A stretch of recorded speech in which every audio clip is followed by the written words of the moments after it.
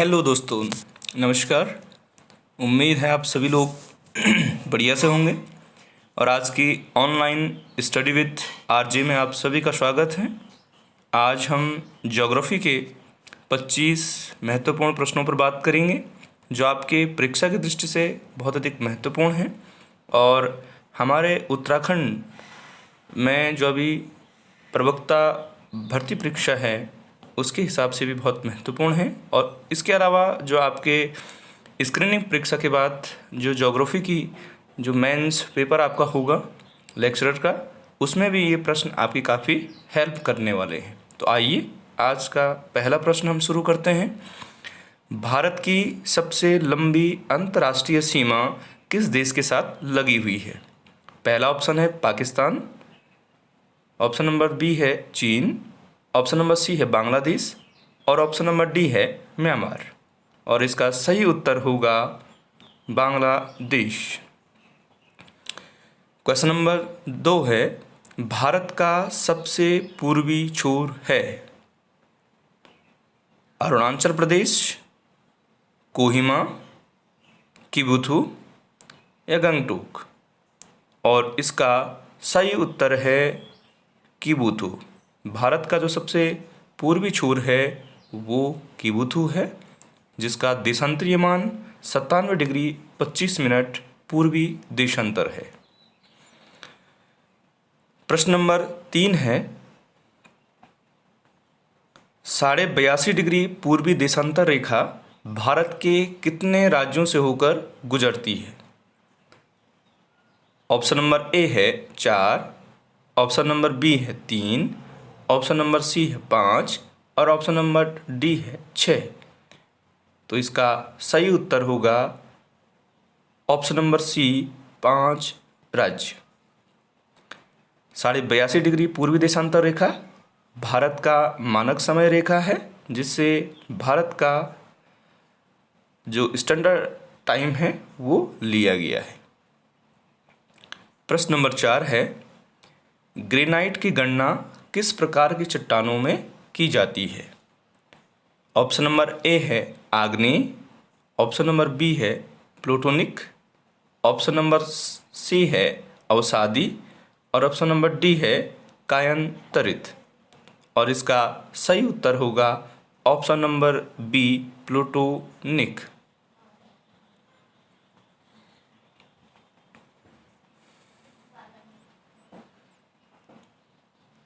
साथियों, पांचवा प्रश्न है, मोह पैमाने से निम्न में से किसका मापन किया जाता है?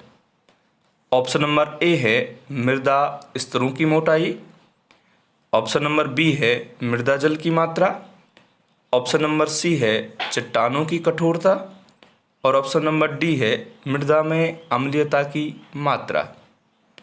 और इसका सही उत्तर है ऑप्शन नंबर सी, चट्टानों की कठोरता। क्वेश्चन नंबर 6 है, भूकंप व भूस्खलन से नदी प्रवाह मार्ग रुक जाने से जो झील बनती है उसका नाम है? ऑप्शन नंबर ए भूस्खलन झील, ऑप्शन नंबर बी है ड्रिफ्ट झील, ऑप्शन नंबर सी है राफ्ट झील और ऑप्शन नंबर डी है क्रेटर झील। और इसका सही उत्तर होगा ऑप्शन नंबर सी, राफ्ट झील। प्रश्न नंबर 7 है, विश्व का सबसे ऊंचा ज्वालामुखी पर्वत कोटोपैक्सी कहाँ स्थित है? ये प्रश्न कई बार परीक्षाओं में पूछा गया है, बहुत अधिक महत्वपूर्ण प्रश्न है। ऑप्शन नंबर ए है जापान, ऑप्शन नंबर बी है फिलीपींस, ऑप्शन नंबर सी है इक्वाडोर और ऑप्शन नंबर डी है हवाई द्वीप। और इस प्रश्न का सही उत्तर है ऑप्शन नंबर सी, इक्वाडोर।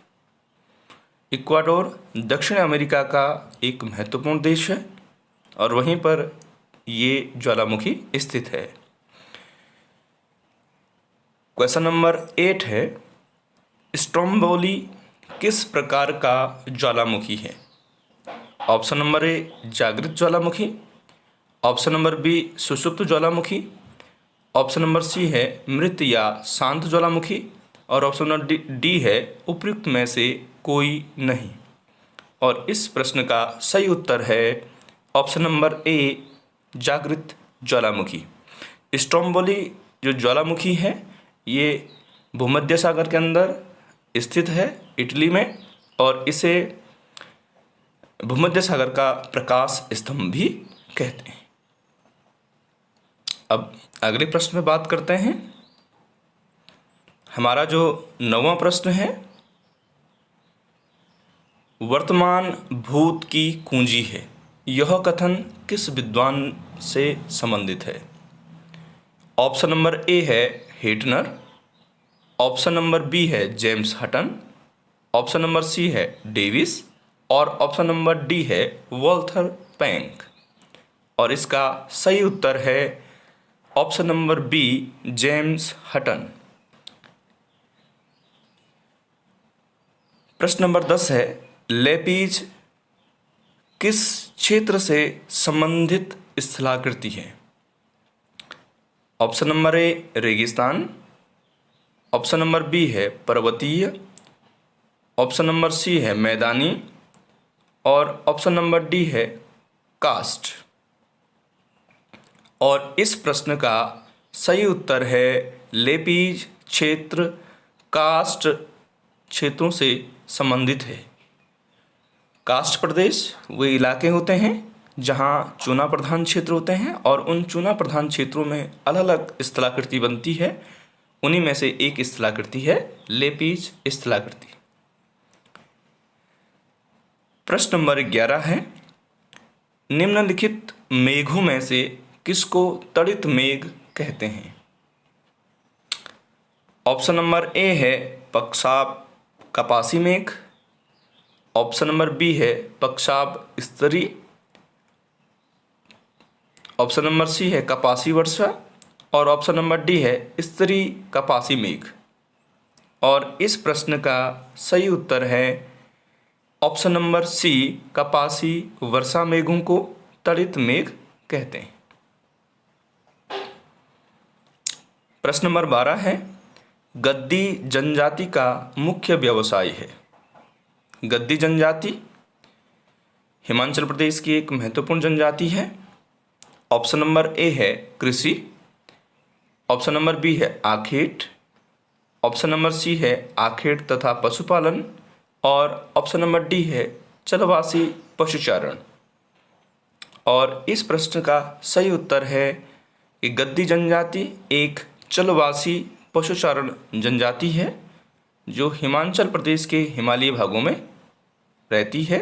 जैसे हमारे उत्तराखंड में भूटिया जनजाति है, वैसे ही हिमाचल प्रदेश में गद्दी जनजाति है जिनका मुख्य व्यवसाय चलवासी पशुचारण का है, मूल रूप से बकरी पालक के रूप में।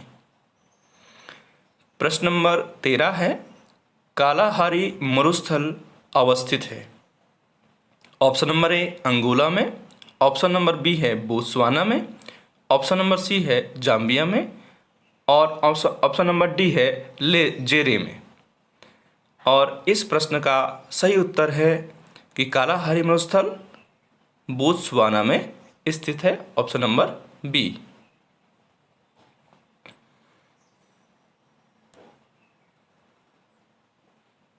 साथियों, प्रश्न नंबर 14 है, भारत के कुल क्षेत्रफल के कितने प्रतिशत भाग पर मैदान स्थित है? ऑप्शन नंबर ए है 18.6%, ऑप्शन नंबर बी है 27.7%, ऑप्शन नंबर सी है 35%, और ऑप्शन नंबर डी है 43%। और इसका सही उत्तर है कि भारत के कुल क्षेत्रफल के 43% हिस्से पर मैदान स्थित है। प्रश्न नंबर 15 है, भारत में कोयला किस समय की चट्टानों में प्राप्त होता है?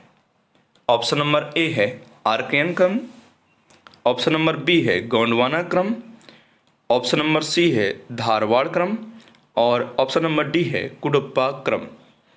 तो भारत में जो कोयला मिलता है वो मूल रूप से उसका 98% हिस्सा ऑप्शन नंबर बी गोंडवाना क्रम की चट्टानों में ही प्राप्त होता है।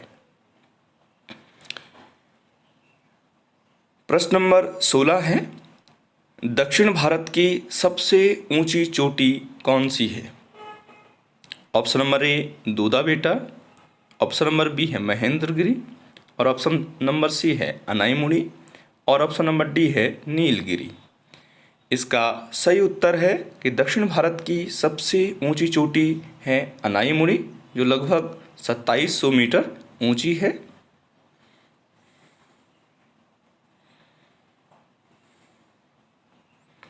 प्रश्न नंबर 17 है, जोजिला दर्रा किन स्थानों को जोड़ता है? बहुत महत्वपूर्ण प्रश्न है। और पहला विकल्प है लद्दाख और चीन, दूसरा विकल्प है हिमाचल और लद्दाख, तीसरा विकल्प है श्रीनगर और कारगिल, और चौथा विकल्प है कश्मीर और पाकिस्तान। जो जिला दर्रा श्रीनगर और कारगिल को आपस में जोड़ता है। इसको आप ऐसे भी याद कर सकते हैं, जो जीता। तो जो जीता का मतलब कि भारत जो कारगिल युद्ध है जो जीता है, तो श्रीनगर कारगिल रूट पर है, तो जो जिला श्रीनगर और कारगिल को आपस में जोड़ता है।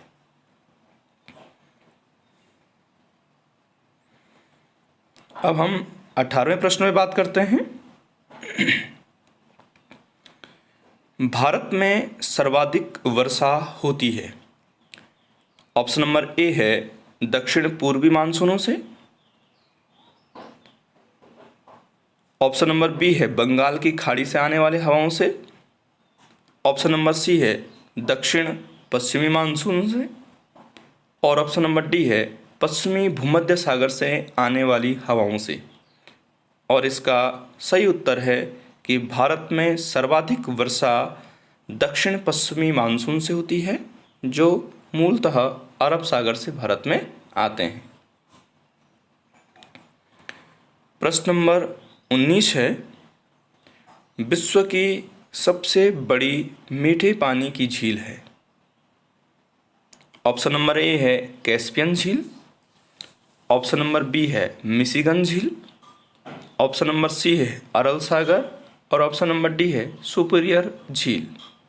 विश्व की सबसे बड़ी मीठे पानी की झील सुपीरियर झील है, जो मूलतः संयुक्त राज्य अमेरिका और कनाडा की सीमा पर स्थित है। प्रश्न नंबर 20 है, बाबा बुदन की पहाड़ियाँ स्थित हैं। Option number A Maharashtra, option number B है कर्नाटक, ऑप्शन नंबर सी है तेलंगाना, और ऑप्शन नंबर डी है केरल। और इसका सही उत्तर है कि बाबा बुदन की पहाड़ियाँ कर्नाटक राज्य में स्थित हैं, और ये पहाड़ियाँ भारत में कॉफ़ी के उत्पादन के लिए मूल रूप से जानी जाती हैं, और साथ ही साथ इस क्षेत्र में बाबा बुदन इलाके में कर्नाटक का महत्वपूर्ण लौह अयस्क क्षेत्र भी है, यहाँ से लोहा भी निकाला जाता है। प्रश्न नंबर 21 है, मानस नदी किसकी सहायक नदी है? Option number A Ganga, option number B है घाघरा, ऑप्शन नंबर सी है ब्रह्मपुत्र, और ऑप्शन नंबर डी है महानदी। तो मानस नदी ऑप्शन नंबर सी ब्रह्मपुत्र की एक महत्वपूर्ण नदी है, और जो भूटान से आते हुए और असम राज्य में ब्रह्मपुत्र नदी में मिलती है। ये ब्रह्मपुत्र की सबसे महत्वपूर्ण सहायक नदियों में से एक है।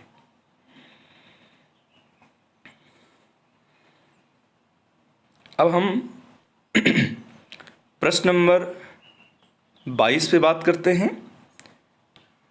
बहुत महत्वपूर्ण प्रश्न है, पंचेश्वर बांध किन दो देशों की संयुक्त परियोजना है? यह आपने बहुत बार सुना भी होगा। ऑप्शन नंबर ए है भारत और चीन, ऑप्शन नंबर बी है भारत और नेपाल, ऑप्शन नंबर सी है भारत और भूटान, और ऑप्शन नंबर डी है भारत और बांग्लादेश। और इसका सही उत्तर है कि पंचेश्वर बांध भारत और नेपाल की एक संयुक्त परियोजना है। प्रश्न नंबर 23 है, नाम दाफा राष्ट्रीय पार्क किस हिमालयी राज्य में स्थित है? Option number A Arunachal Pradesh, option number B है Himachal Pradesh, option number C है उत्तराखंड और ऑप्शन नंबर डी है सिक्किम। और इसका सही उत्तर है ऑप्शन नंबर ए अरुणाचल प्रदेश। प्रश्न नंबर 24 है, इकोसिस्टम शब्द किसने दिया है? ऑप्शन नंबर ए टांसले ने, ऑप्शन नंबर बी रेडजेल ने, ऑप्शन नंबर सी हेकले ने और ऑप्शन नंबर डी है रिचतोफेन ने। और इस प्रश्न का सही उत्तर है इकोसिस्टम शब्द टांसले ने दिया है, ऑप्शन नंबर ए। और आज का अंतिम प्रश्न है, कर्क रेखा को कौन सी नदी 2 बार काटती है? बहुत अधिक महत्वपूर्ण है। और कर्क रेखा जो भारत के बीचों बीच जाती है और इस रेखा को 2 बार कौन सी नदी काटती है? Option number A Narmada, option number B है माही, ऑप्शन नंबर सी है दामोदर और ऑप्शन नंबर डी है बराकर।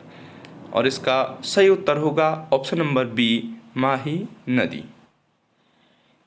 साथियों, आज हमने 25 महत्वपूर्ण प्रश्नों पे बात की है और ये आपके परीक्षा की दृष्टि से बहुत अधिक महत्वपूर्ण प्रश्न हैं। साथियों, बहुत जल्द मैं लाइव क्लासों पे भी काम करूँगा और उम्मीद है कि आप बहुत अधिक मेहनत कर रहे होंगे। और यदि आपको मेरा चैनल पसंद आता है तो आप लाइक कीजिएगा, कमेंट कीजिएगा और इस चैनल को सब्सक्राइब कीजिएगा और शेयर कीजिएगा। और उम्मीद है कि आपका दिन शुभ हो। धन्यवाद। नमस्कार।